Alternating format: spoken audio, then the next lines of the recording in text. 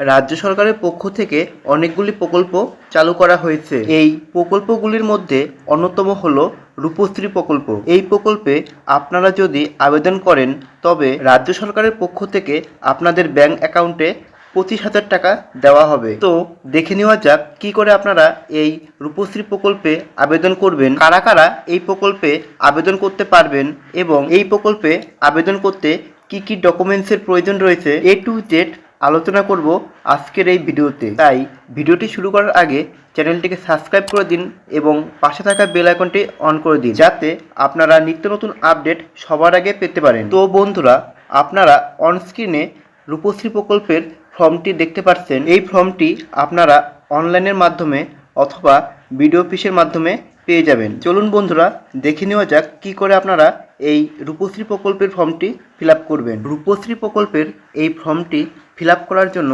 প্রথমে আবেদনকারীর বিবরণ বসাতে হবে, অর্থাৎ আপনাদের ব্যাংক অ্যাকাউন্টে যে নামটি রয়েছে সেই নামটি এখানে বসাতে হবে। এরপর আবেদনকারীর ডেট অফ বার্থ এখানে বসাতে হবে। আপনাদের বিবাহের তারিখটি এখানে বসাতে হবে। এখানে আপনাদের একটি পাসপোর্ট সাইজের ফটো বসাতে হবে। এরপর এখানে আবেদনকারীর বাবার নাম ও মায়ের নাম বসাতে হবে। এখানে আবেদনকারীর বর্তমান ঠিকানা বসাতে হবে। আবেদনকারীর ডেট অফ বার্থ, বিবাহের তারিখ, বাবা মায়ের নাম ও বর্তমান ঠিকানা বসানো হয়ে যাওয়ার পর আপনারা ফর্মটির একটু নিচের দিকে যাবেন, তাহলে আপনারা দেখতে পারবেন যে লেখা রয়েছে আবেদনকারীর অন্যান্য ব্যক্তিগত তথ্য, অর্থাৎ আবেদনকারীর শিক্ষাগত যোগ্যতা কি রয়েছে তার পাশে টিক দিতে হবে।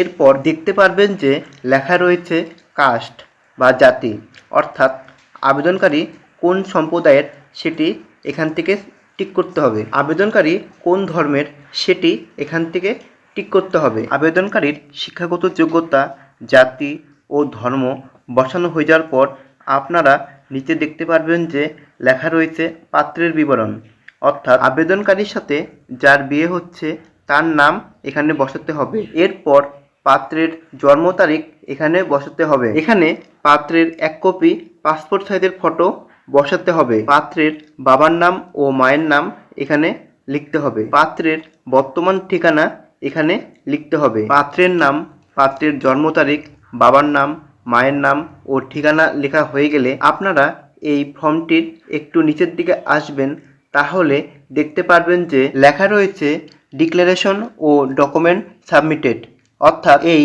রূপশ্রী প্রকল্পের ফর্মের সাথে আপনাদের কি কি ডকুমেন্টস দিতে হবে সেটি এখানে লেখা রয়েছে। এই রূপশ্রী প্রকল্পের ফর্মের সাথে আপনাদের income certificate, resident certificate, bank account ও বয়সের প্রমাণপত্র হিসাবে আধার কার্ড, ভোটার কার্ড অথবা প্যান কার্ড জমা দিতে হবে। বয়সের প্রমাণ হিসাবে আপনারা যে ডকুমেন্টস জমা করবেন তার নাম্বারটি এখানে লিখে দিবেন। এখানে আপনারা আপনাদের আধার কার্ড নাম্বারটি বসিয়ে দিবেন। এখানে আপনাদের মোবাইল নাম্বারটি লিখে দিবেন। এখানে আপনাদের ব্যাংকের বিবরণ বসাতে হবে, অর্থাৎ bank account number, IFSC code, ব্যাংকের নাম, ব্যাংকের শাখা ও ব্যাংকের ঠিকানা এখানে বসাতে হবে। এরপর এখানে আপনাদের আধার কার্ড নাম্বার লিখতে হবে। যিনি এই রূপশ্রী প্রকল্পের জন্য আবেদন করছেন তিনি এখানে সই করে দিবেন। যদি আবেদনকারীর ব্যাংকের পাসবইয়ে নাম, ঠিকানা, অ্যাড্রেস সম্পূর্ণভাবে থাকে তাহলে আপনারা এখানে টিক করে দিবেন। আবেদনকারী বিবাহের প্রমাণ হিসেবে কি জমা করতে চান সেটি এখান থেকে সিলেক্ট করতে হবে। যদি আপনারা বিবাহের প্রমাণ হিসেবে সেলফ ডিক্লারেশন দিতে চান তাহলে আপনারা এখানে টিক করবেন। আর আপনারা যদি বিবাহের প্রমাণ হিসেবে বিবাহের কার্ড জমা করতে চান তাহলে আপনারা এখানে টিক করবেন। এরপর পাত্রের বয়সের প্রমাণ হিসেবে আপনারা কি জমা করতে চান সেটি এখান থেকে সিলেক্ট করবেন। পাত্রের বয়সের প্রমাণ হিসেবে আধার কার্ড, ভোটার কার্ড বা প্যান কার্ড অথবা অ্যাডমিট কার্ড জমা করতে পারেন। বয়সের প্রমাণ হিসেবে আপনারা যেটি জমা করবেন তার নাম্বারটি এখানে লিখে দিবেন। এখানে আবেদনকারী তার সিগনেচার করবেন। রূপশ্রী প্রকল্পের ফর্মটি সঠিকভাবে ফিল আপ করার পর আপনারা এই ফর্মটির সাথে পাত্রের আধার কার্ড, প্যান কার্ড, ব্যাংকের পাসবই ও পাত্রের Aadhaar card, PAN card, resident certificate ও বিয়ের ইনভাইটেশন কার্ড নিকটবর্তী বিডিও অফিস অথবা এসডিও অফিসে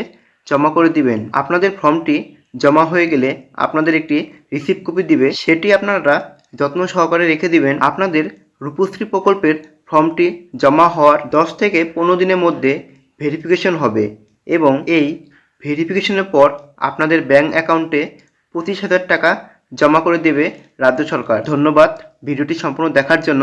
যদি ভিডিওটি ভালো লাগে অবশ্যই লাইক শেয়ার করতে ভুলবেন না। যদি রূপশ্রী প্রকল্প সম্বন্ধে কোনো কিছু জানার থাকে তাহলে অবশ্যই কমেন্ট করে জানাবেন।